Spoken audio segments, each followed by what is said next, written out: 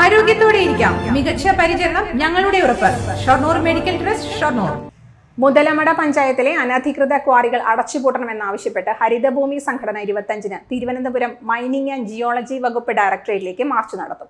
പരിസ്ഥിതി ലോല പ്രദേശങ്ങളിൽ ഖനനം പാടില്ലെന്ന കേന്ദ്ര നിർദ്ദേശങ്ങൾ അവഗണിച്ചാണ് മുതലമടയിൽ ക്വാറി പ്രവർത്തിക്കുന്നതെന്ന് ഹരിതഭൂമി പ്രസിഡന്റ് പിരിയാരി സെയ്ദ് മുഹമ്മദ് പറഞ്ഞു. മനുഷ്യകുലത്തിനും പക്ഷിമൃഗാദികൾക്കും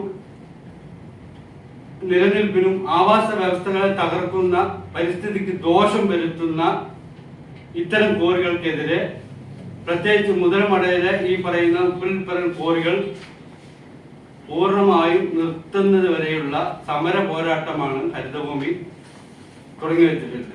അതിന് മുന്നോടിയായി 1 വർഷം മുമ്പ് ഞാൻ ഒരു പ്രതിഷേധം നടത്തിയിരുന്നു കളക്ടറേറ്റിന് മുന്നിൽ.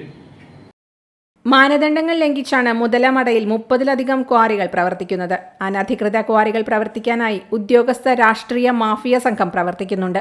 ഹരിതഭൂമിയുടെ നിരന്തര പോരാട്ടത്തെ തുടർന്ന് 21 ക്വാറികൾക്ക് സ്റ്റോപ്പ് മെമ്മോ നൽകി.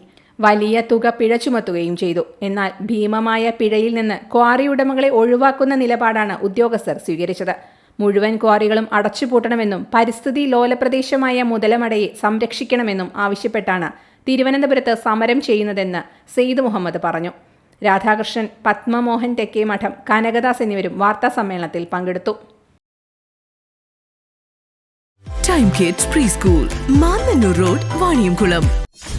.View news. കാഴ്ചകളാണ് ലോകം, കണ്ടു തുടങ്ങുക.